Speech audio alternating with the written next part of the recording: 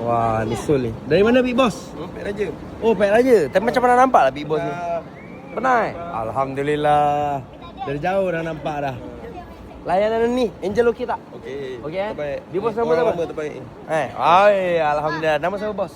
Saya Zul. Abang Zul. Okey. Ada singgah lagi bos eh? Boleh. Apa tu? Aziz ambil. Kenapa Terima kasih bos. Okey. iPhone baru, swipe boleh? Sekejap. Jajan ada P30 tu. Sofa P30 pula geng. Oh geng, tak sempat geng lepas raya ni. Ya Allah, orderannya. Astagfirullahalazim. Tak sangka lah Bojan nak buat video dah malam. Hai, baru. Kak, ronda dulu kak. Oi, itu baru letak pun Asul. Oh, salam, bos. Alhamdulillah. Dari mana ni? Parit Bulat.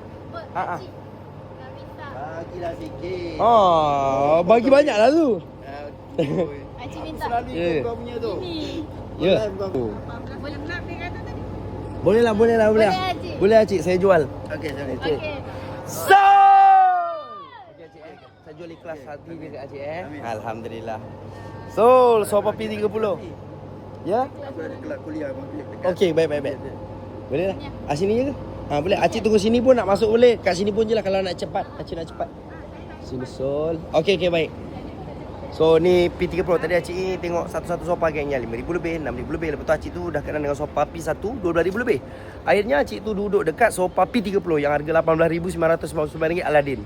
Korang tahu kan Aladdin sendiri ada yang macam-macam harga bos. Ni abang ni yang datang dulu Dah dekat belum? Kad belum lagi masuk, belum lagi kad lagi. Ngam. Acik nak trade in. Boleh tengok barangnya apa segala. Pilih dulu barang ni nak apa. 12,000 lebih. Boleh. Nak pilih barang apa? Minimalis.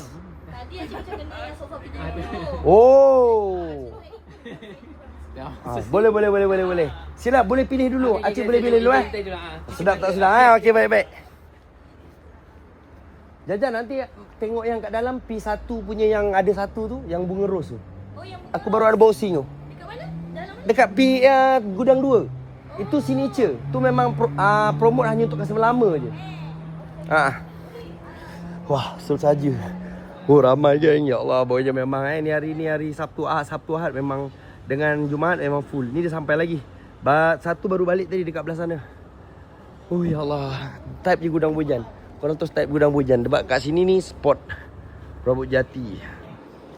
Ini dia. Ujung kali tu. Tu baru buka satu cerita. Korang datang ke gudang Bojan terus. Sol geng. Ni tengok ni. Sol. Cik ni pun Sol.